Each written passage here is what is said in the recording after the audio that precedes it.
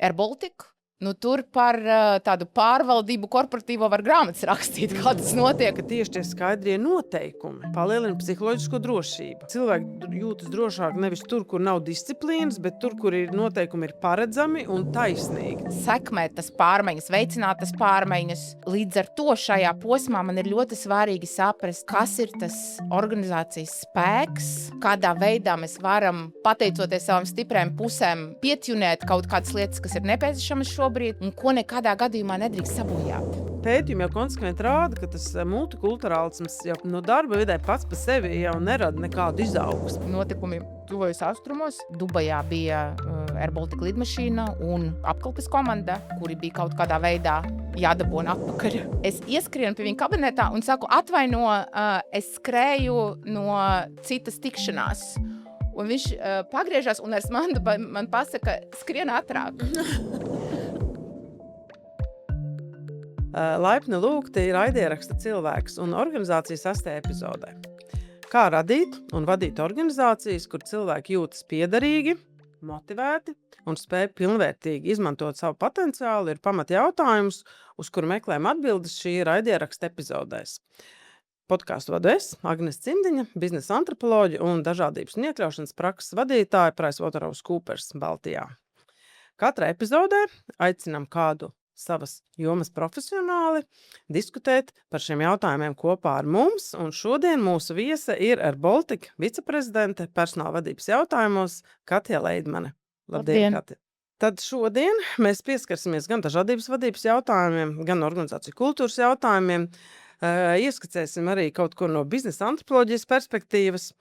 Proti, mēs runāsim par aktuāliem izaicinājumiem, strateģiskiem risinājumiem, nozīmīgām atziņām, praksēm, kļūmēm, pieredzēm, veiksmēm, cilvēku kapitāla jautājumos mūsdienīgā organizācijā. Katja ir samērā nesen sākusi jaunu amatu, uzņēmusies jaunus pienākumus AirBaltic kā viceprezidente cilvēku personāla vadības jautājumos. Un tāpēc Katja, es varbūt sākšu ar tādu pavisam plašu jautājumu, kur arī tu vari sīkāk pastāstīt par sevi. Tad tavs ceļš personāla vadības jomā, tas ir bijis daudzslāņains, interesants, daudzpusīgs. Kā tu patīsumā raksturotu to ceļu? Kopumā, laikam, tādā vienā teikumā es teiktu, ka man ir ļoti veicies. Man ir ļoti veicies ar dažādiem darba piedāvājumiem, ar dažādām iespējām un tiešām tādiem daudzslāņainiem, kā tu teici, jā, bet vai tādam ļoti interesantiem pavirsieniem. Es sāku personāla atlasē, tas bija vēl, man šķiet, 90. beigas.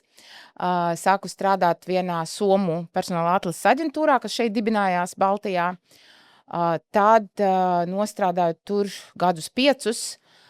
Hansabanka toreiz, šobrīd jau Svetbanka, paaicināja mani atbalstīt viņus personāla jautājumos Maskavā un Petersburgā. Viņi tur dibināja savas operācijas, un tad es atlasīju tādu atslēgas komandu un kaut kādas pamata pirmas lietas personāla politikās dibināju. Tad es atgriezos uz Latviju, sāku strādāt uzņēmumā, ko tikko iegādājis General Electric, vietējā uzņēmumā, ko iegādājis General Electric, un 8 gadus nostrādāju G-Money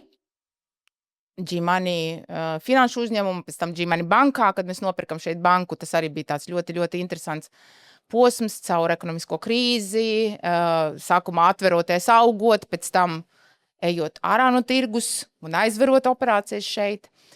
Un tad nāca, sākumā vēl Statoil, bet ļoti ātri arī Circle K, kur es 11 gadus vadīju personāla jomu. Tad man bija posms tikko 2 gadi, es izkāpu no personāla vadītājas kurpēm organizācijas iekšienē un biju konsultante RDA. Un tagad 2 mēneši AirBaltic. Bagātīgs tāds posms profesionālajā dzīvē, vai ne, ļoti dažāds, es pieņemu.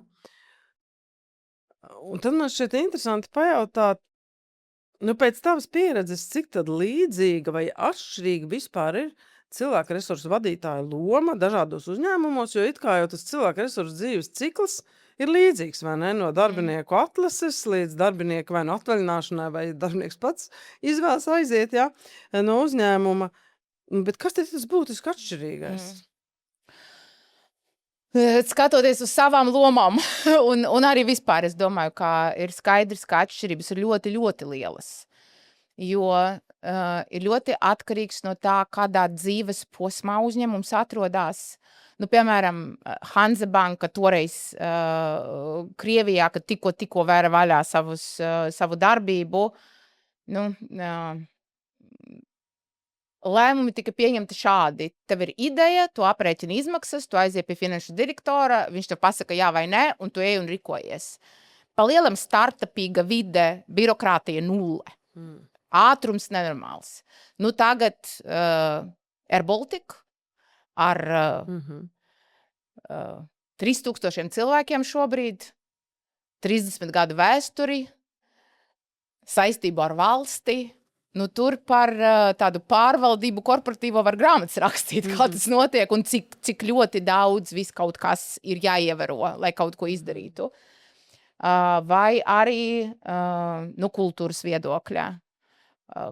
Organizācijas ir ļoti dažādas. Kas ir uzsvers? Ko mēs gribam vispār panākt? Vai mēs ejam ārā no tirgus, piemēram, šī gadījumā kā GB, ja? vai mēs tikko uzsākam darbību? Tas prioritātes, nu, ir ļoti, ļoti dārgi. Kāds ir vadītājs? Tas arī rada atšķirību tajā lomā, kur tu esi. Jā.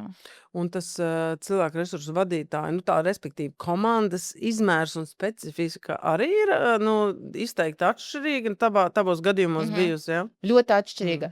G, man šķiet tādā izaugsmes posmā, mēs bijām daudzi līdz 22, kaut kas tāds cilvēkiem, un bija mācību centrs un atlases centrs, un tā kā tiešām savukārt Circle K-jā bija ļoti daudz, kas outsourcēts.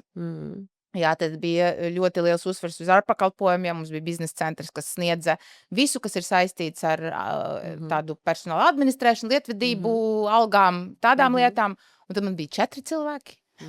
Jā.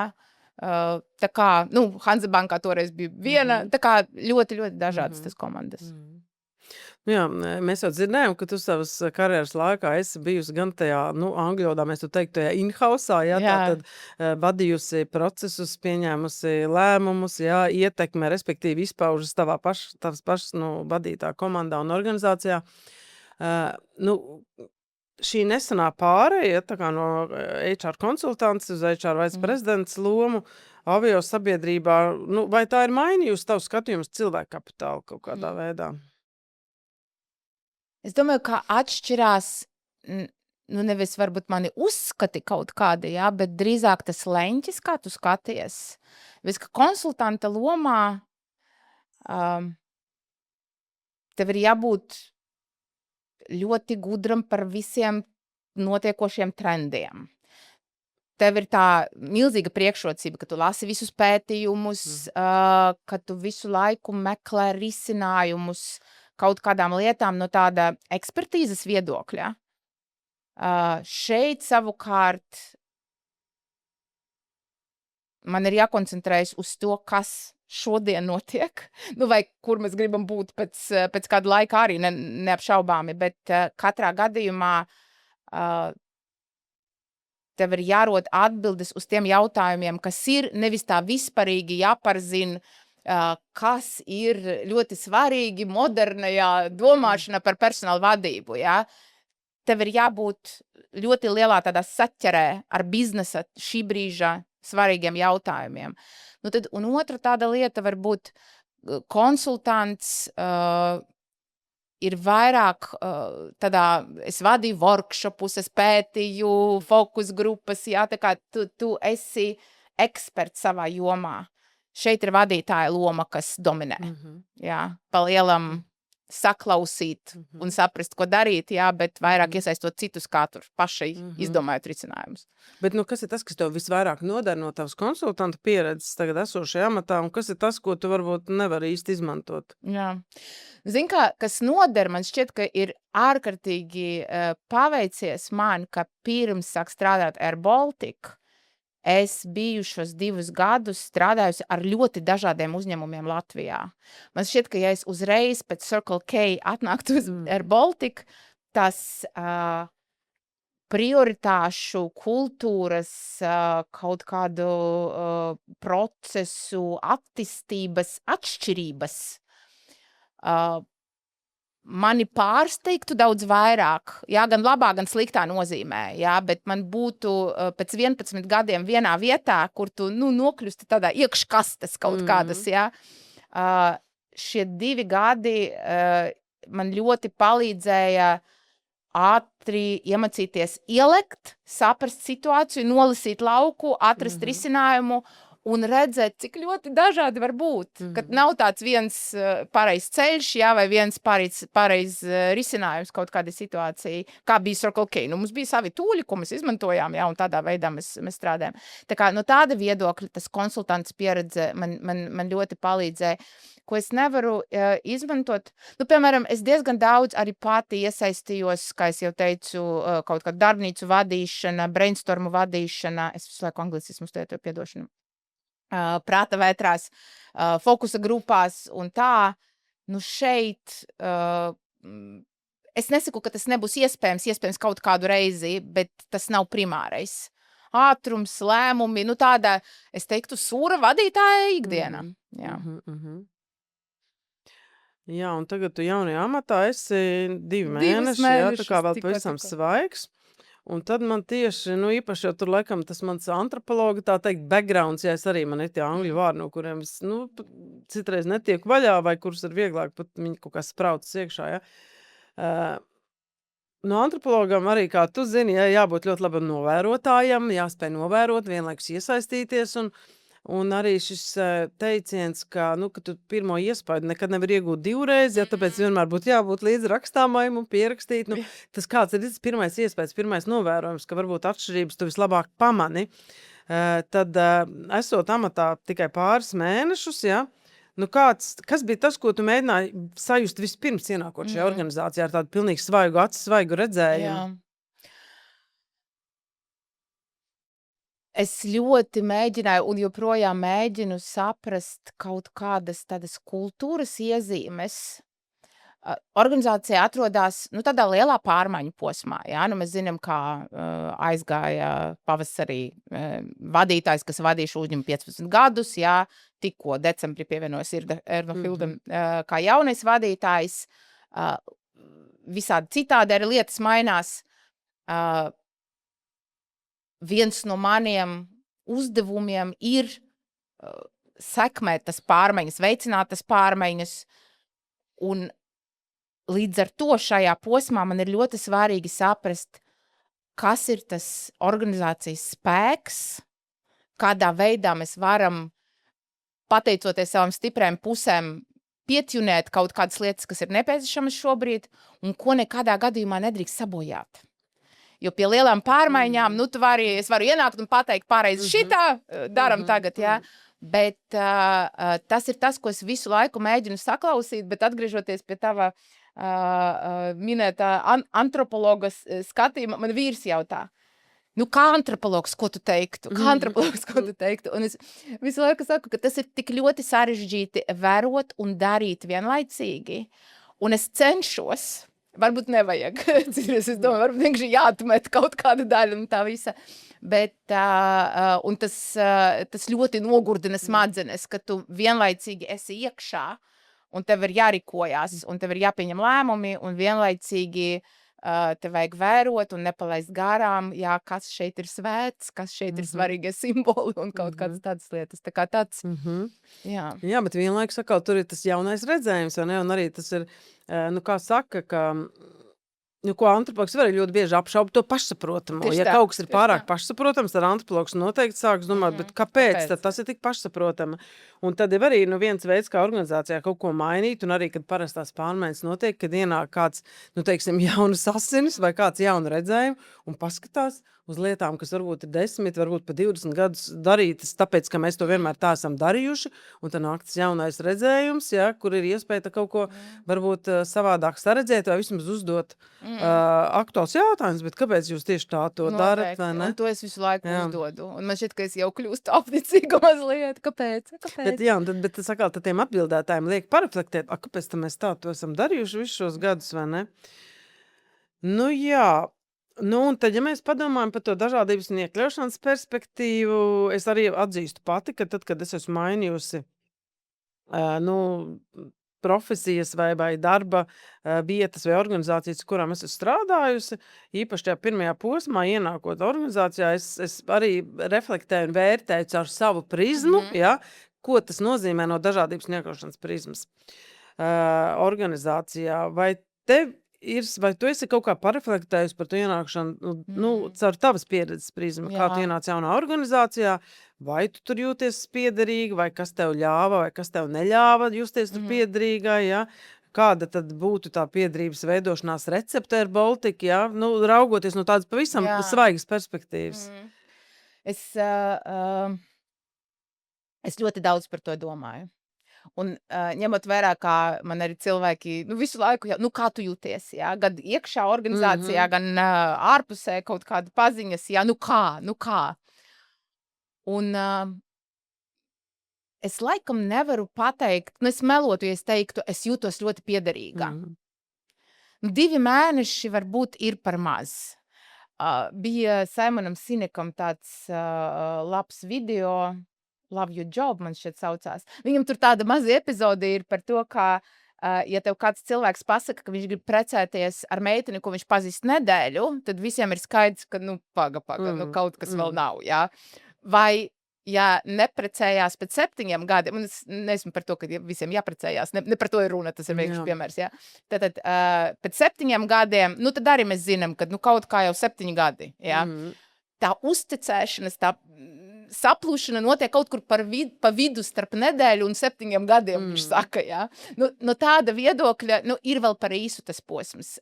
It īpaši ņemot vērā, kā Air Balticā ļoti daudzi cilvēki strādā ļoti gariem stāžiem, it īpaši vadības līmenī. Es sēžu blakus cilvēkiem, kas saka, es 30 gadus šeit strādāju, es 20 gadus šeit strādāju, es 50 gadus šeit strādāju.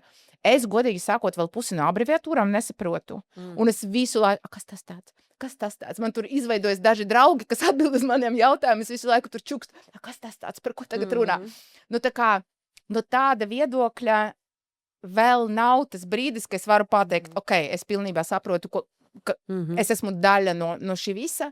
No otras puses, tas, ko es varu pateikt, ka cilvēki ir super atsaucīgi.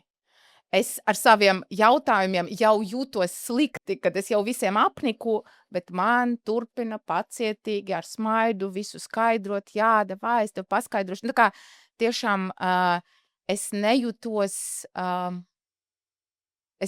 vēl piederīga, bet vienlaicīgi es jūtos laipni lūgta.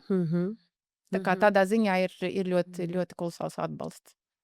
Un tas nozīmē, ka tu tagad vari savas ādas izjust, ko nozīmē onboarding process kā jaunpienācējiem, jo tev jau pēc tam atkal vajadzēs to, tā kā rūpēties par to, lai citiem tas onboarding process būtu ne tikai patīkams, bet tā, lai cilvēks saprot, ko no viņas sagaida, vai nesaprast, ko viņš sagaidīt no citiem. Jo arī, vadot, piemēram, dažādības vadības mācības vai iekļaušana, taisnīgums, piederība, uzticēšanās, es redzu, ka organizācijās ļoti bieži tas kritiskais posms ir tieši tas onboarding laiks, kā tad tu to cilvēku uzņem, kā tu viņu iekļauj, iesaisti jau no pirmās dienas un arī radi to sajūtu, ka viņš tur var būt, viņš pats un pilnvērtīgi izmantot savu potenciālu, ka viņam ir skaidras organizācijas procedūras, tā skaitā tas abbreviations saīsinājumi. Arī mums ir tik daudz to saīsinājumu, ka es arī ir daudz saīsinājumu, ko man ik pa laikam vajag pārprasīt kolēģim, vai man jau tagad citreiz liekas kauns, jo es esmu tomēr vairāk nekā 2 gadi, un es vēl kaut kādas, bet tas nozīmē, ka arī tādas, it kā valodas nianses tev var likt justies piederīgam vai nepiederīgam, ja to saīsinājumi ir pa daudz. Pirmajā man šķiet, gadā pat veidoju tāds vokabulāriju. Man bija mazā bārnīciņa, kur es tur rakstīju, ko Jā. katrs saīsinājums nozīmē. Jā, un mēdz būt, G bija ļoti arī tā abreviatūra kultūra, un bija pat kaut kādi glossaries, nu tā Jā, kā jā. tas vārnīcas kaut kur iekšā, un šeit arī Air Balticā ir kaut kādas dažas intrā, bet, zin kā, tas arī ir plašāk par to. Nu, piemēram, es sapratu, ka es ģeogrāfiju neparzinu tik labi, un cilvēki aviācijā to pārzina ļoti, ļoti labi, jā, un tad tu pēkšņi saproti, ok, kur tas ir, kas visiem pārējiem ir pašsaprotams, un tas ir jau par tādām pamatskolas lietām, jā, vairs ne par uzņēmuma niansēm. Bet noteikti šī ir ļoti laba pieredze, lai saprastu, kā darbinieks ienāk. Nu jā, un tu pat jau tikko kā minēji pa aviāciju, vai ne? Tas ir kaut kas droši vien atšķirīgāks nekā tas, ko tas iepriekš darījusi. Nu, kādi ir tie pirmie iespaidi par aviācijas kultūru, ja tā var teikt, salīdzinājumā ar citām tām darba vidēm, kur tu esi bijusi? Jā. Nu, divas varbūt tādas, noteikti ir vairāk, bet divas lietas es varu atzīmēt. Viena ir tāda vairāk varbūt praktiska un saistīta ar to pamatdarbību. Ir diezgan dažādas amatu saimes, jeb tādas darba grupas, kas ir ar šauru specializāciju. Nu, piemēram, ir pilots, kas ir visiem skaists, kas ir pilots, bet tā ir izglītība, kas ir jāiegūst, tā ir ļoti specifiska, tev ir jāmāk ne tikai tā prasme kā tāda, bet tev ir jāmāk lidot ar tieši šīs lidmašīnas modeli, kas nozīmē to, ka tev, tas nevar būt jebkāds pilots, kas atnāca un sāka strādāt, ja tev ir 2 mēneši, kamēr tu iemācies tieši šo konkrēto lidmašīnu vadīt, ja. Tā kā ļoti šaura specializācija. Tehniķi, inženieri, cilvēki, kas uztur lidmašīnas labā kārtībā. Tur ir dažas profesijas šis saimes, kur tev ir jābūt 8 gadu pieredzei, lai tev vispār pielaistu, ka tu to dari tur patstāvīgi. Ja? Nu, tā kā ļoti specifiskas prasmes. Un šeit, reflektējot par savām iepriekšējām pieredzēm, kas bija bankas vai mazumtirdzniecība, kur es negribu teikt, ka nav specializācija, protams, ka ir, bet vienlaicīgi, es nezinu, spēcīgs degvielas uzpildes stācijas vadītājs var sākt darbu HR-ā, personāla vadībā, tikko runājām par to, vai mārketingā, jā, vai cilvēks no kategoriju vadības var pāriet strādāt, es nezinu, pārdošanā, un bankā līdzīgi, jā, šeit inženieris nekļūst par pilotu un otrādi, jā, vai stjuards nevar vienkārši izaugt un kļūt par pilotu tādā vienkāršā veidā, jā. Un tas man šķiet lielā mērā nosaka tādu, no vienas puses ļoti lielu disciplīnu, ļoti tādu nopietnu darbu pēc konkrētiem priekšrakstiem, jā, un tādu cieņu savstarpējo starp departamentiem, ja, un kaut kādas cieņu pret citu kompetenci. Tā kā šis ir tāds, man šķiet, ļoti interesants moments man salīdzinot ar iepriekšējiem darbiem. Bet tad vairāk, ne tik ļoti tādā praktiskā izpausmē, bet vairāk tādā romantiskā un liriskā izpausmē.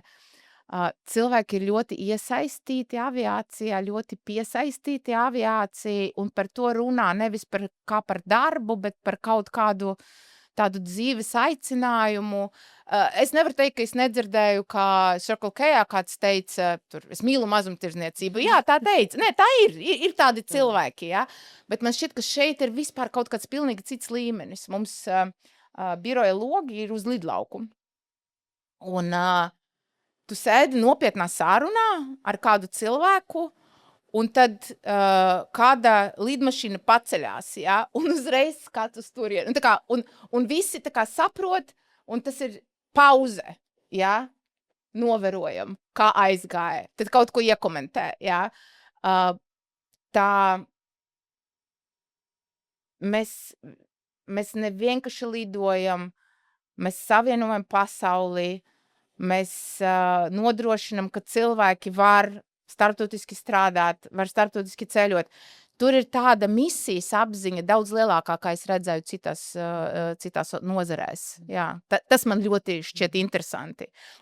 Un tad tev, kā tev šķiet, vai tev arī tad ir jāsāk mīlēt aviāciju, lai tu varētu tur tā ar pilnu atdevi strādāt? Es pirmajās pāris nedēļās, man tas bija milzīgs pārdzīvojums, tāpēc, ka es staigāju un es domāju, ak, Dievs, visi saka, tev patīk?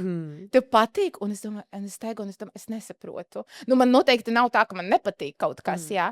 Bet tad, pēc kāda mēneša, es sapratu, ka es arī sāku skatīties uz to lidlauku tā, un ka man sāk patikt, jā. Tā kā es esmu vēl ceļā, es nezinu, kā tas attīstīsies, bet man visi sola, kā es iemīlēšu. Iemīlēs aviāciju, jā. Jā, un aviācija droši vien viena no tām nozarēm, tā ir tāda ļoti augstas atbildības sistēma. Un tad, ja mēs runājam par cilvēkcentrētu pieeju, par emocionāliem stāvokļiem, ja, kas mums katram, protams, ir dažādās situācijās dažādi tie stāvokļi, un par arī dažādības vadību. Kā tad ir tajās situācijās, kur tas emocionālais stāvoklis droši vien ir tikpat kritisks kā tehniskais, it kā tas tehniskais jau ir ļoti svarīgs, vai ne? Augsta atbildība, tehniski procesi, bet tomēr arī tas emocionālais stāvoklis tur spēlē lomu, kā tur ir ar tām sinerģijām, ar to līdzsvaru starp emocionālo un tehnisko. Es domāju, ka ļoti, ļoti svarīgi ir abi divi bez nekādām šaubām. Piemēram, tiešām tas, ko tu saki, ir ļoti, ļoti augsta disciplīna. Un tu nevari no rīta pateikt, hei, šodien mājās palikšu, ja tu esi tas personāls, kas lido. Ja? Bet vienlaicīgi, bez tas ārkārtīgi lielas disciplīnas un atbildības sajūtas par to, ka mēs nodrošinām lidojumus šeit un tagad, un tas nevar būt vienkārši pārcelts kā kaut kāda mūsu ar tevi tikšanās. Ja? Vienlaicīgi tā ir atbildība par savu pašsajūtu. Un vienlaicīgi tā ir atbildība par to, ka, ja tu nejūties labi, ka par to ir jāziņo. Tur ir vesela virkne procesu, kā to darīt. Ja? Un šeit man šķiet, ka tas prasības pret cilvēkiem no vienas puses ir būt un nodrošināt, un no otras puses būt ārkārtīgi godīgiem ar sevi un atbildīgiem pret citiem arī attiecību savu pašsajūtu, kas ir tā kā dubult atbildība, ja? Un pateikt, būt drosmi, nebaidīties pateikt vadītājiem, kad nē, es nejūtos labi. Ja? Tā kā tas ir būtisks moments, bet tagad ļoti laba ilustrācija, diemžēl, šim tehniskajam un emocionālajam bija notikumi tuvajos austrumos, kad mums bija jāsāk ārkārtas rēģēšanas process, un Dubajā bija Air Baltica lidmašīna un apkalpes komanda, kuri bija kaut kādā veidā jādabona atpakaļ mājās, jā, un tad bija virkne klientu, kam bija iepirktas biļetes, pārcelta reisi, atcelta reisi, repatriācijas lidojumi, jā, un tas viss notika tā, kad 2 reizes dienā mēs sazvanamies, visas komandas strādā uz šo vienu mērķi, dažas komandas naktī, dažas komandas diennaktī, jā, un tur man bija iespēja redzēt tiešām, cik ārkārtīgi svarīgi no vienas puses ir tas profesionālais, jā, jo, kā saka, krīzes gadījumos mēs no savā ekspektāciju līmeņa par sevi nokritam uz reālo sagatavotības līmeni, jā. Un šeit, es skatījos ar apbrīnu, kā cilvēki zina, kas viņam ir jādara, bet no otras puses emocionālis, jo visi ir noguruši. Visi ir satraukušies, un tā ir milzīga emocionāla noturība. Un tad skatīties to saspeli, ka kādreiz kāds kaut ko pēkšņi pasaka, tur asāku vārdu vai kā, un kā citi šo mēģina kaut kā noklāt, jā, un pārņemt to vadību konkrētam procesam šajā konkrētajā mirklī, jā, tā ir ļoti, ļoti augsta pilotāža, es teiktu. Un tikt galā arī ar klientu, droši vien emocionālo stāvokli, kas visticamāk nav tāds pats, kā, kad tu brauc vienkāršās brīvdienās. Tieši tā. Jā. Jā, un tad Es domāju, ļoti bieži it kā tiek pretstatīta disciplīna un cilvēcīgums, jo šķiet, ka cilvēcīgums ir kaut kāds tāds, kas neiet kopā ar disciplīnu, vai ka tur ir tāda milzīga plājs, un es par to īstenībā arī pats daudz reflektējuši, un labprāt arī paraflektēt kopā ar tevi. Kā tu izjūti, vai tur ir pretstats, vai drīzāk tas ir tā kā savstarpējs papildinājums, jo tas ir, tā nozara ir tāda, kur tā disciplīna ir ārkārtīgi svarīga. Jā. Bet bez cilvēcīguma mūsdienīgas organizācijas var īsti nevar, tā teikt, ilgspējīgi funkcionēt, vai ne? Jā. Ne, tā ir dilēma, un tā ir tāda ikdienas dilēma, kā mēs, kā vadītāji, strādājam arī ar cilvēkiem. Vai es varu pateikt tā tieši? Jā. Vai man ir jābūt cilvēcīgam, maigam, un atkal, vai maigi ir obligāti cilvēcīgi, un vai visās situācijās, jā, un varbūt tiešais kaut kāds komentārs citreiz ir daudz cilvēcīgāks ilgtermiņā, jā, nevis mūsu centieni patikt un būt jaukiem. Ātrums ir ļoti liels Air Balticā. Tādā ziņā man šķiet, ka tā operacionāla darbība, tā pielāgošanas nemitīgi, plānošana, pārplānošana, cilvēki ļoti ātri kustās, ātri pieņem lēmumus, pārslēdzās no sapulces uz sapulci. Kaut kur starp tam visām darbībām man šķiet mazāk ir veltīts laika tādām, ko mēs sauktu par cilvēcīgām, jā, kaut kādiem tur reveransiem un tā, vienas puses. Bet no otras puses, atkal, runājot par to, kas tikko notika, jā, un uzvedību kara laikā, cilvēki pirmajā vietā, tur vispār nav jautājumu. Un tāpēc šeit ir, kas ir tas svarīgākais, jā? Tas ir tas jautājums, ko cilvēkos mēs novērtējam un ar ko mēs netaisīsim kompromisus. Tas man šķiet. Bet tā ir ļoti tāda liela dilēma, man šķiet ļoti interesanti. Es arī gatavoties mūsu sarunā, es arī pāršķirstu, un es ik pa laikam jau skatos visādas pētījumus un ziņojumus, un kā tu pati minēji konsultantu amatam, tu vienkārši bez tā nevari. Un tad, protams, ir lieliski, ja tev vēl ir tā zinātkāri par to visu, un man tā zinātkāri laikam vienmēr pa daudz bijusi. Bet, respektīvi, es arī skatījos visādas ziņojumus, pētījumus, kurus varēja izvilkt kaut kādas, atziņas par to cilvēcību un disciplīnu, vai tur tiešām ir pretstats, un es tad dažas tādas atziņas priekš sevis pat esmu izrakstījusi, kas man likās interesants, ja, ka īstenībā veselībās organizācijās tā disciplīna dod virzienu, jo bez virziena jau to arī nevar. Savukārt cilvēcība dod jēgu, ja, un ka viens bez otra īstenībā nevar, jo tev ir vajadzīgs virziens, un tev ir jāsaprot jēga, kāpēc tu to dari un kā tu dari, ja. Tas bija viena man šķiet tāda interesanta atziņa, tad otrs, ka tieši tie skaidrie noteikumi palielina psiholoģisko drošību. Ja? Un tas arī, jo cilvēki jūtas drošāk nevis tur, kur nav disciplīnas, bet tur, kur ir noteikumi ir paredzami un taisnīgi. Tur, protams, nāk iekšā tas taisnīguma princips, ja? Kas arī pieder pie dažādības vadības. Ja? Tad nākamais, kas man šķita interesants, ka tās augstās prasības kombinācijā ar cilvēcību dod vislabāko rezultātu, ja? Ja tev tikai cilvēcība un augstas prasības, ja tev ir augstas prasības un nav cilvēcības, tas rezultāts nebūs, bet tieši tas komplekts, ja? Ka tā komanda strādā vislabāk, ja vadītājs, principā saka, ka mums ir augsti standarti, bet kļūdīties ir droši, ja? Un tā tad mēs cilvēcīgi, viens pret otru izturamies, bet tie standarti ir augsti, un ja augsti standarti nav atkal, tad sniegums ir, zemāks, visticamāk, ja? Tātad, principā, ka tā cilvēcība jau nemaz nav pretstats disciplīnai, bet tā cilvēcība nosaka to, kā disciplīna tiek īstenota.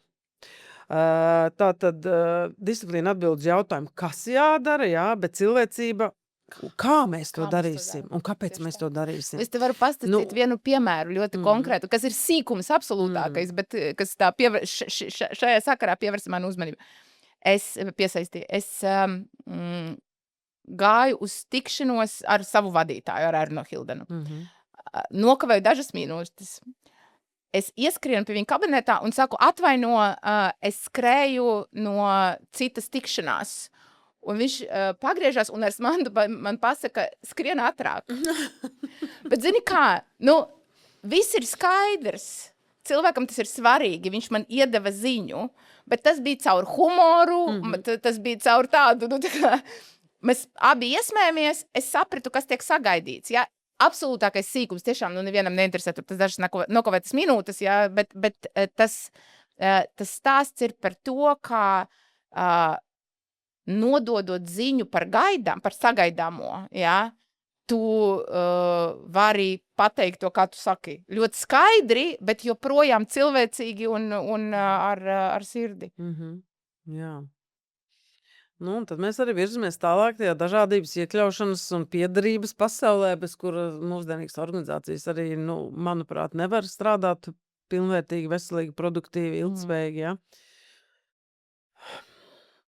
Un aviācijas nozare jau arī ir ļoti dažāda, tā skaitā multikulturāla, varbūt viena no multikulturālākajām darba vidēm Latvijā. Nu, ko tā par sevi stāsta? Kā jūs klausat, nu, kā tu klausies, kā tu saklausi to multikulturālisma izpausmi savā esošajā nozarē? Nu, viena sadaļa ir, ka tiešām tā vide pati par sevi ir ļoti starptautiska. Nu, mums birojā ir cilvēki, ir lietuvieši, ir norvēģi, holandieši, somi. Nu, tā kā ļoti dažādu kultūru, valstu tautību pārstāvji, kas attiecās uz pilotiem. Tikko rēķinājām, šeit 30% ir no Latvijas, ja? Nu, tas nozīmē, 70% ir no visādām valstīm, ja? Šķorti arī, mums ir gan spāņi, gan portugāļi, nu, tā kā ne tikai lietuvieši un igauņi, kas šķiet tā jau pats par sevi saprotams šobrīd. Tā kā, kas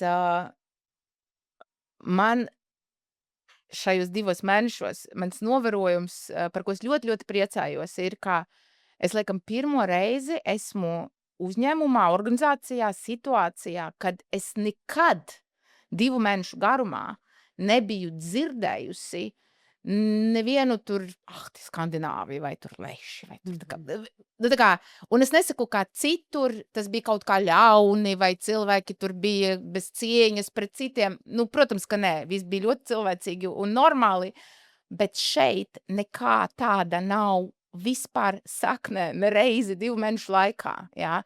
Man šķiet, ka tāda pietāte un cieņa pret to multikulturālo vidi ir ārkārtīgi liela. Un tā aviācijas pasaulē, ņemot vērā, kā, nu, tev ir līgumi ar lidostām, sāksim ar to, jā, visā pasaulē, un tu visu laiku esi tādā starptautiskā apritē, tad, jā, tas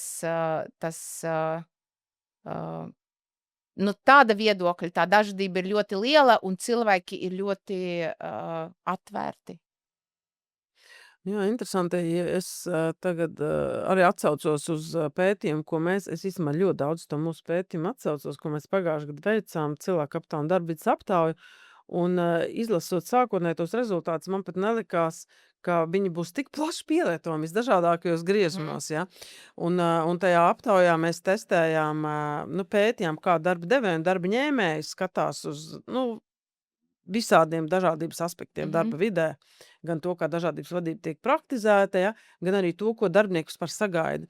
Un kas bija interesanti, tas bija Baltijas mēroga pētījums, un ka bija apmēram pat 90 līdz 90% darba ņēmēju apgalvo, ka viņiem ļoti svarīgi, kad ir dažādība darba vidē, ja? Nu, lai būtu interesanta darba vide, un ka tā dažādība ir ārkārtīgi būtiska viņiem, ja? Darba ņēmēji to apgalvo, un tad darba devēja atkal, protams, nu, labi, es neteikšu, protams, bet nu, tā plaisa bija milzīga starp to, kā darba devējs skatās uz to dažādības vērtību, un kā darba ņēmējs saredz to dažādības vērtību, respektīvi darba ņēmēji tiešām pieprasa to dažādību darba vidē, lai, nu, būtu interesantāk strādāt, nu, un tā darba vide dinamiskāka, vairāk iespēju. Un kāpēc darba devēja nē? Kāds ir tās? Nu, nebija tā, ka darba devēja nepiešķir tam tik lielu nozīmi. Nu, interesanti bija tas, ka tikai 16% darba devēju Latvijā aktīvi prioritē vispār to dažādības vadības un dažādības iekļaušanas piedarības jautājumu Jā, sakārtošanu. to es gan 16 ir jā. ļoti maz, ja. Un tie, kas to nedara, viņi pasaka, mēs neredzam, ka tas būtu tur pārāk aktuāli, vai mēs īsti nesaprotam, par ko tas ir. Bet tas pozitīvais, ja atkal no tās aptaujas, kas izrietēja, ka apmēram 40% darba devēja pasaka, jā, ka viņi pamazām sāk izprast to jomu, vai pamazām sāk pievērsties, jo saprot, ka kaut kas ir jādara, bet grib darīt, atbilstoši un saprātīgi, un samērīgi, un tad, protams, ka viss sāks ar izpratni, lai tu saprastu, kas tieši manam uzņēmumam ir svarīgs, ko mums tas nozīmē, ko mēs gribam darīt.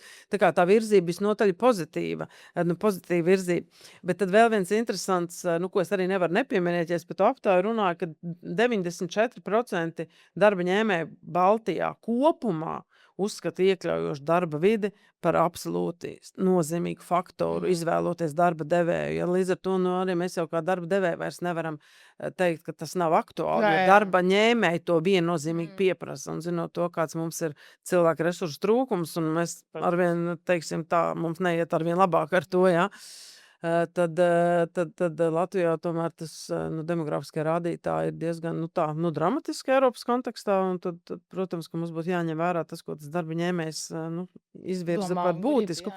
Bet tad atgriežoties pie tā multikulturālisma darba vidē, arī tur gan es esmu virkni vai daudz pētniecībā šiem jautājumiem strādājusi, un pētījumi jau konsekventi rāda, ka tas multikulturālisms jau darba vidē pats par sevi jau nerada nekādu izaugsmi, ja?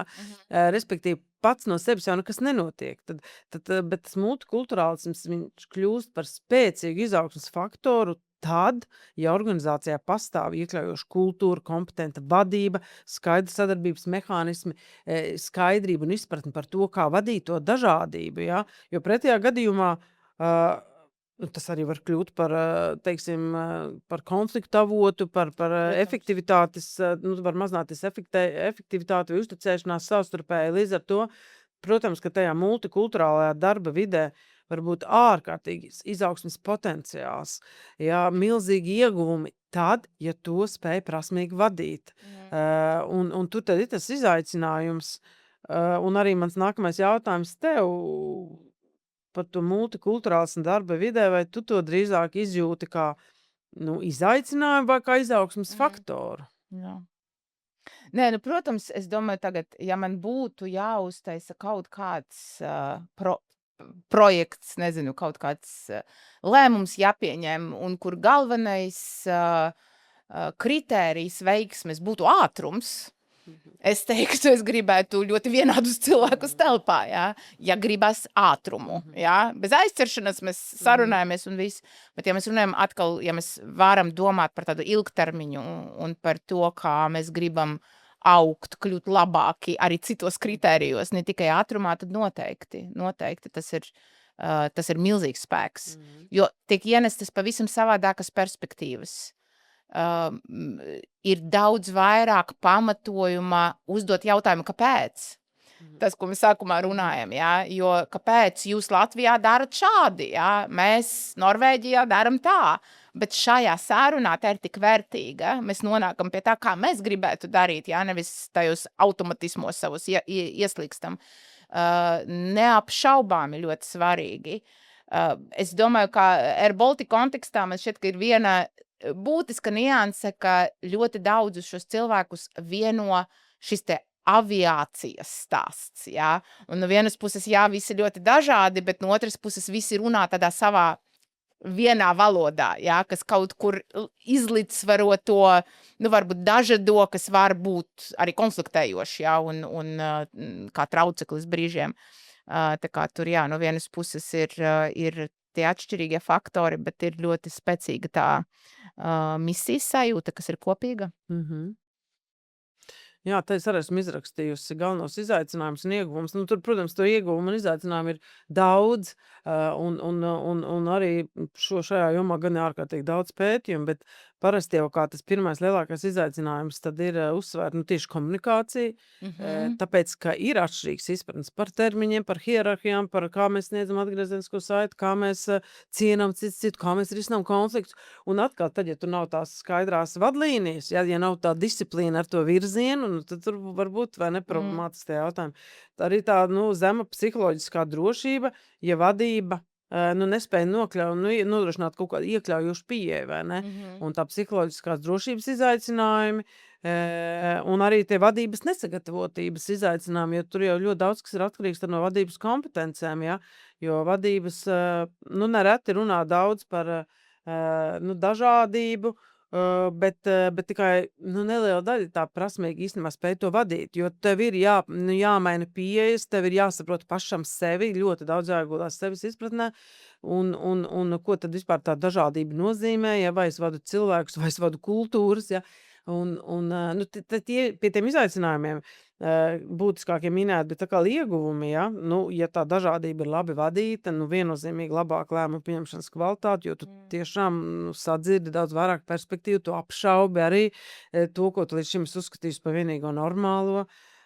Protams, radošums, inovācijas, konkurētspēja, īpaši sarežģītos zināšanu, ietilpīgos tādos darbos, ja, kur tev tiešām ir svarīgi saprast dažādas perspektīvas un arī organizācijas noturība un spēja strādāt mainīgos apstākļos būtiski palielinās, ka ir tas tāda piebilde, ja, par ko mēs runājam, tāds svaigie atzinumi no dažādiem pētījumiem, un tie ir diezgan tādi konsekventi, jā. Un tad tajā visā mums arī būtu jāpievēršās tam vadītājam kā kultūras nesējam, jo vadītājs jau ir tas kultūras nesējs un principā tas toņu noteicējs, ja kādu mēs to kultūru vēlamies, un angļu valodā ir tas lead by example, ja, jo tu jau vari visu kaut ko deklarēt, bet kā tu īsti pats praktizē, ja, to veidu, kā tu vadi. Un pat cik tavs skats joprojām arī tāds svaigs un drusciņ no malas, kāda būtu kā vispār lasīt to vadītāju ikdienu vai tos vadītāju uzvedības modeļus ar svaigu acu, droši vien tos vieglāk saskatīt. Zini, kā par to, kam ir jābūt, man šķiet, ka tomēr vissvarīgākais vadītājam ir, zini kā, varbūt no citas puses, ir ļoti daudzās organizācijās ir līderības kursi kaut kādi, un parasti tie dalās lead self, lead people, lead business, lead change vai kaut kā tam līdzīgi, ja. Tā es redzēju ļoti daudz, kur man šķiet, ka tas lead self, vadīt sevi, ir no vienas puses bieži vien mēs runājam kā, jā, tas bet tu man parādi jau kā cilvēkus vadīt, kā biznesu vadīt, bet man šķiet, ka tas ir tāds pamats, lai tu varētu būt pieņemošs par sevi, kas nozīmē būt pieņemošam arī pret citiem, pavisam citā līmenī. Tā pati emocionāli inteliģenta, saprast savas emocijas, viņu emocijas, tad tu vari būt tas kaut kāds ideāls, uz ko mēs tiecamies visi, jā, vadītājs, kas saklausa, kas virza, kas palīdz potenciālam realizēties, kas saredz stipras puses, jo tajā brīdī, kad mēs neesam mierā ar sevi, un es to ļoti labi zinu, kad es esmu nogurusi, kāds es esmu cilvēks, jā, un skatoties arī uz citiem vadītājiem, un skatoties, kāda viņu uzvedība ir, tad mums ir visas tas iespējas, tā kā es uz jautājumu, kam ir jābūt, es teiktu, ka pirmkārtām sevis apzināšanās, un tad jau vispārējais, to mēs mācamies ikdienā. Jā, un te es arī varu piemetināt, ka arī vadot mācības par šīm tēmām, īstenībā ļoti līdzīgi, kā tu saki, ja, ka gribas, parasti, tie mācību dalībnieki, labprāt pārliktu pār tai pirmai daļai. Labi, nefokusēsimies uz manīm, bet tur, vai ne, tur kaut kādi rīki, vai ne, vai tur stratēģijas, un es teikšu atklāti, es esmu ļoti daudz gadus strādājis ar dažādu mācību vadīšanu, un tas visgrūtākais ir tieši tas pirmais posms panākt, ka, nu, vienalga, vai tie būtu vadītāji, vai tie būtu ierīnas darbinieki, ka kritiski pareflektēt un veltīt tiešām tam apzinātu laiku pareflektēt par sevi. Kā es redzu sevi, kā es saprotu sevi. Jā, vispār, nu, un ja tu nesaproti sevi, tu īsti arī nevari iespējams diezgan izprast citus un saprast, nu, kā tu veido attiecības ar to pasauli, ja? Kas sastāv gan no kolēģiem, gan no vadītājiem, gan no darbiniekiem, gan no sadarbības partneriem. Un tas izrādās ļoti sarežģīts posms, un tad visu, ko es lieku darīt vai lūdzu darīt saviem mācību dalībniekiem, es vienmēr iztestēju sevi. Un arī man ļoti bieži pārsteigums īstenībā, cik tas daudz laika īstenībā prasa un tiešām tādu apzinātu pieeju, un cik daudz mēs saskatām arī kaut ko tādu, kas pašam visai patīk, ja? Un varbūt tāpēc ir pretestība pievērsties tai, nu, teiksim, leading self un saprast sevi, jo tu visticamāk atklās kaut ko, kas tev varbūt nepārāk patīk, bet tas ir, nu, ceļš pareizajā virzienā, manuprāt, jā. Vai arī, nu, citreiz man šķiet, ka viens ir, man bija, runājot par dažādību un iekļaušanu, Circle K mums bija tāda, nu, ne mācība, bet tādu sarunu sēriju, mēs to saucam Courageous Conversations, drosmīgas sarunas, kad mēs sanācam kopā ar kaut kādiem darbinieku grupām un runājām par mūsu biasiem, ja, par mūsu aizspriedumiem, stereotipiem, ko mēs izmantojam ikdienā. Un, protams, vienmēr tā saruna sākās ar to, kā, nu, ar mani es jau esmu ļoti atvērts, ja, un tad pamazām rokot dziļāk, ja, nu, mēs visi saprotam, ka mums visi, nu, neizbēgami, ja, nu, tas vienkārši nebūtu pretdabiski, ja mums nebūtu, ja, kaut kādas lietas, uz kurām mēs raugamies, nu, tā. Un šis ir varbūt arī tāds kaut kāds aizsarga mehānisms, ka, protams, kā kaut kādā mērā mums ir jājūtās par sevi, ka es esmu normāls, ar mani viss ir kārtībā. Un tad pārvarēt šo un sākt dziļāk pētīt, nu jā, tas prasa kaut kādu piepuli īpašu, jā. Nu jā, un caur savas pieredzes prizmu, tad vislabāk īstenībā tas jautājums ir saprast. Pirms mūsu sarunas šorīt piedalījos ANO labklājības ministrijas webinārā, kur mēs runājam par to, kas skaitās normāli, ja? Kas definē to, kas ir normāli. Un arī sākot gatavot saturu tam webināram, īstenībā tik vienkārši jautājums, kas skaitās normāli, tev liek iedziļināties un izprast un analizēt tik ļoti daudz, ja? Vai es jūtos normāli pati, ja? Vai tu esi normāli? Kas vispār? Kurš nosaka normu, ja? Jo normāli, tas jau nav nekas dabisks, tas nav nekas neitrāls, ja? Un tas ir mainīgs, tas ir ietekmējams. Un tas, kas mums nešķiet normāli kaut kāda apsvēruma dēļ, nu pret to jau mums ir kaut kāds aizspriedums parasti, ja? Protams. Un tad, kad mēs sākam apzināties to aizspriedumu jūru un ietekmi, arī attiecībā uz organizāciju vadību, nu tas ir būtisks solis, ja, bet tad mēs tikai saprotam, cik daudz tur ir darāmā. Jā, nu labi, tad mēs esam nonākuši varbūt līdz tādai, nu tā pēdējiem sarunas blokam, par ko es gribētu parunāt, tad, un mēs uz to esam sarunas gaitā virzījušies, par to mācīšanos, par tiem atklājumiem, par kaut kādu redzējumu uz priekšu. Ja mēs tādu paskatāmies apakaļ uz taviem 2 mēnešiem jaunajā amatā, un arī par to pirmo iespaidu gūšanu, nu, kurš tev bija tāds varbūt visšokējošākais brīdis, un kurš savukārt arī tev ir devis tādu visvērtīgāko mācību no tiem pirmiem iespaidiem? Jā. Nu vienas puses, es vispār ļoti pateicīga esmu organizācija par to, kā bija atlases process organizēts. No tāda viedokļa man laikam nebija lieli šoki, tāpēc, kā tajā atlases procesā man bija iedots uzdevums, kur, nu labi, visticamāk man nedeva ļoti precīzus tur uzņēmuma datus, jā, bet pietuvinātus datus un pietuvinātus izaicinājumus, kam bija jāizstrādā stratēģija, tur 5 gadu stratēģija bija jāizstrādā tieši šī personāla vadībā aviācijas uzņēmumam ar šādiem un tādiem radītājiem, jā.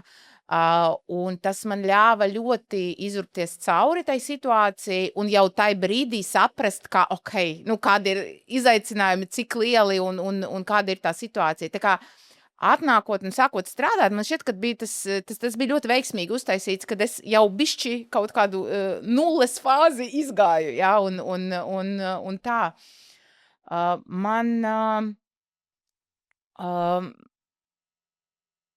Laikam ir tāda atgriešanās pie korporatīvas vides, Es biju labākās domās par sevi attiecībā. Man šķiet, labi, 2 gadi konsultācijās, nekas jau tāds tur nav, es jau zinu, kā tas viss notiek, jā. Bet, kaut kādi sīkumi, e-pastu daudzums, jā, kas tev konsultācijās nav tik liels, jā. Kad tu strādā ar klientiem, un tev ir, manā gadījumā Erdā bija tur 8 cilvēku organizācija, jā, tā kā, iekšēji maz uzņēmums. Un tagad ir pavisam cita tā informācijas aprite un ir jādomā visu laiku ļoti dažādos līmeņos, strateģiski operacionāli. Un tā kā tu pārlec ikdienā sapulču skaits, kaut kādas tādas ļoti ikdienišķas lietas, kas man lika aizdomāties, jā, par to, cik ātri mēs uzvelkam kaut kādas rozā brilles par to, būs taču atpakaļ in-housā, būs tik ļoti forši, jā, un tad pēkšņi tu saproti, ka tagad jūs vakarā vienkārši mēģini tikai attiekties, kas ir noticis pa dienu. Tā kā, kaut kādas tādas lietas, bet tie ir vairāk varbūt pārsteigumi par sevi, cik par to organizāciju. To organizāciju varbūt es sev pati kaut kā noliku te pašā garā, kaut saki, kas ir norma, es noliku ar tādu, ka es neiešu ar kaut kādu savu normu šeit, jā, un es mēģināšu pētīt un saprast, līdz ar to tur vairāk ir tāda zinātkāre un novērojumi, nevis tādi pārsteigumi, ak, Dievs, kas te notiek. Tāds nav. Interesanti, tu jau otrreiz šīs sarunas laikā pieminēji tās rozā brilles. Un tas man liek domāt, tomēr, cik ļoti mēs veidojam attiecības ar darbu, jā, jo parasti jau par rozā brillēm mēs domājam, iemīlēšanās, jā, kas ir ļoti skaists periods, un tu runā, rozā brilles arī attiecībā uz darbu, un protams, tā ir, ka mēs, veidojam attiecības ar darbu, un nereti tās ir varbūt pat fundamentālākas nekā cita veida attiecības. Un es atcerējos arī savu pieredzi šajā ziņā, sākot šajā darbā strādāt, kur es jau drīz, principā 3 gadi būs apkārt. Un periodiski arī, savus profesionālās dzīves laikā es esmu gājis vai supervīzijām, pati, jo tas ļoti, ļoti vērtīgi. Es atceros, ka es biju šajā darbā nostrādājusi, varbūt bija pagājis jau pusgads, es nezinu, un es visu to laiku gāju var iepriekš pa supervīzoru, un tad acīm redzot, tajā vienā reizē es atnācu, un varbūt es nebiju uz tādu pārāk pozitīvu viļņa, vai es biju nogurusi, vai par kaut ko sastresojusies. Un viņš man prasa, beidzās medus mēnesis. Jā. Un man tas likās tik interesanti, un es nebiju tādās kategorijās domājis, bet, protams, tāpat kā jaunās attiecībās esot, ir tās rozā brilles, jā. Un tu varbūt kaut ko neredzi, vai tu varbūt vēl neesi tajā realitātē iekšā. Un tad, kad beidzās tas onboardings, jā, oficiāli, un tu esi tajā darba realitātē, tad tu tikai sāc saprast, kas tad tas īsti ir. Un tad tās rozā brilles, varbūt kaut kur vai nokrīt, vai vairs nav tik rozā. Un tad tu esi tajā realitātē, un sākās tas pamatīgais darbs, kas ir gan attiecībās, gan darba vietā. Un tad interesanti, jā, kas notiek, ka tās rozā brilles nokrīt, un par tiem cilvēku kapitāla izaicinājumiem aviācijas jomā šobrīd, es nezinu, vai pēc 2 mēnešu tādas pieredzes tu jau varētu kaut ko par to pastāstīt arī, kādi ir tie būtiskākie izaicinājumi, un kā, ja tu vari pakomentēt, kāds rezonē kopumā ar tiem cilvēku kapitāla izaicinājumiem, ar kuriem mēs Latvijā saskaramies.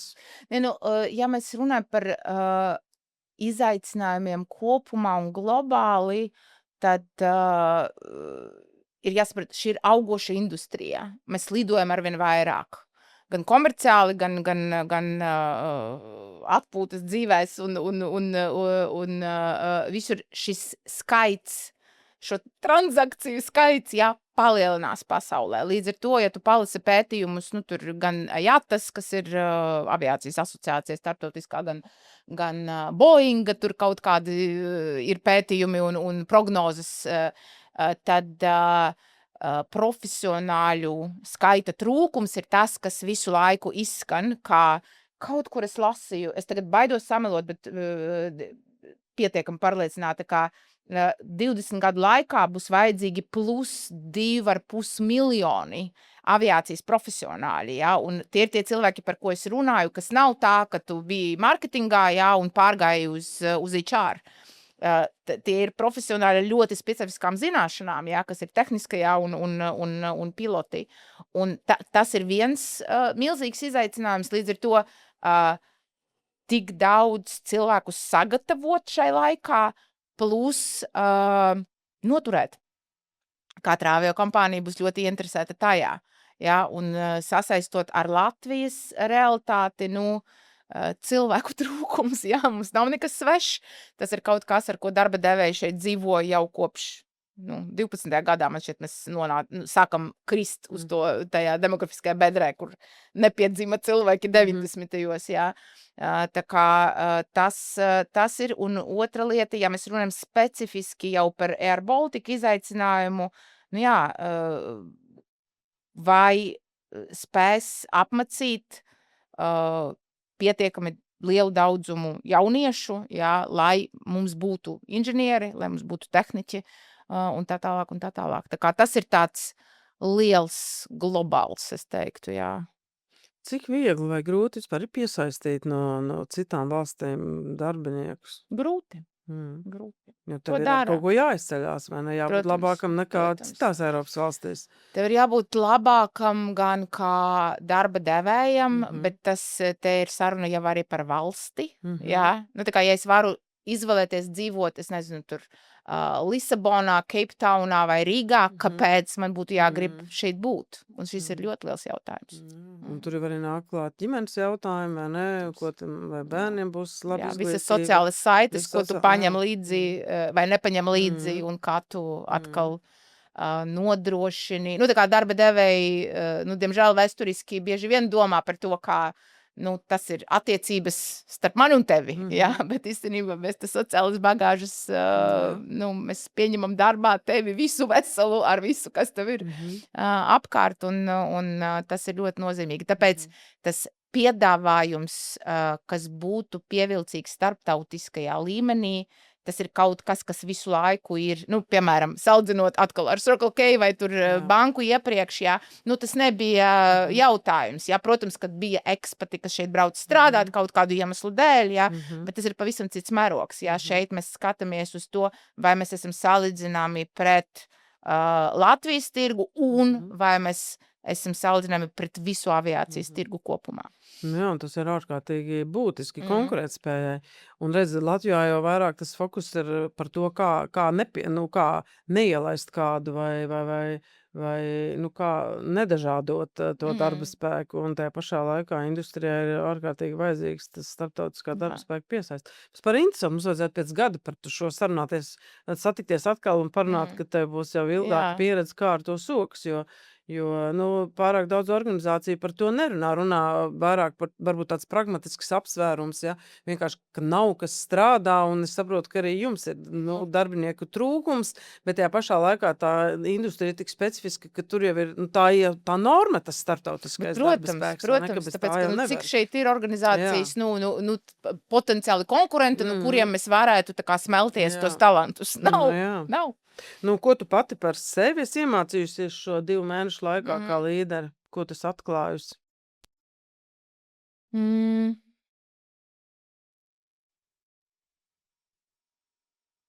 Nebūs kaut kas kardināli jauns. Bet vienalga ir lietas, ko tu pārapstiprini. Ir, kā katram laikam ir savi sapju punkti, jā, un es kārtējo reizi sev atgādinu, kad ir jāatpušās, ka atpūta ir darbs, kas ir jānodrošina, lai tu varētu skaidri padomāt, jā, būt spējīgs un tā tālāk. Tas ir kā piemērs darbs ar sevi šajā klausīšanās, noverošanā, nevis slēgšanā iekšā, jā, un uzreiz es zinu, kā.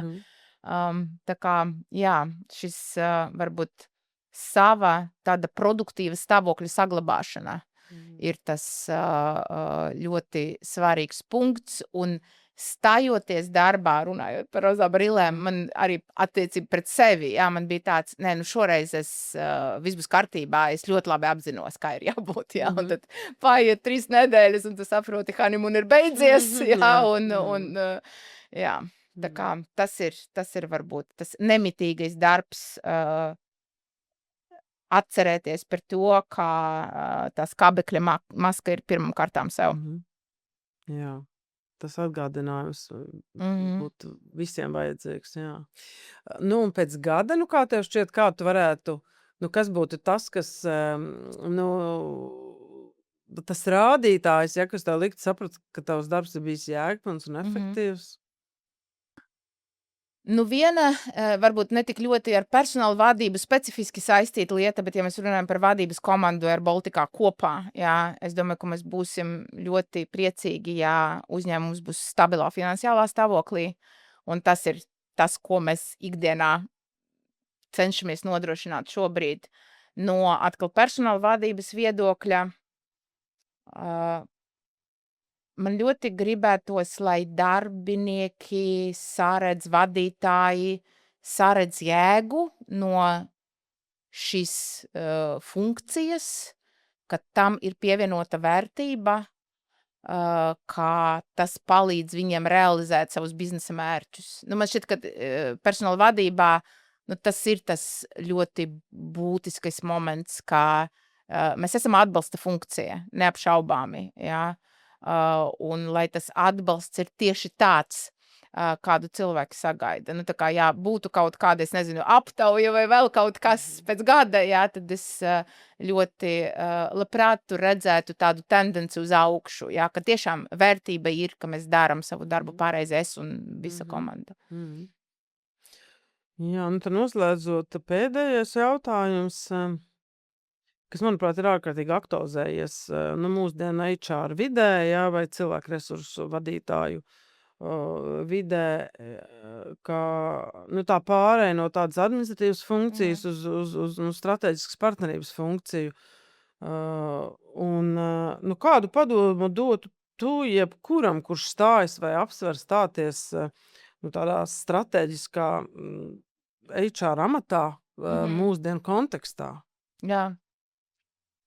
Nu, šeit arī es parasti, kad ir sarunas par šo, jā, kā kļūt par strateģisko partneri, atkal man kaut kā ir veicies, jo katrā gandrīz vai darbā, kur es biju, nu, es nebiju jutusi, ka nu mani sagaida citi kaut ko citu, jā, kaut kā tu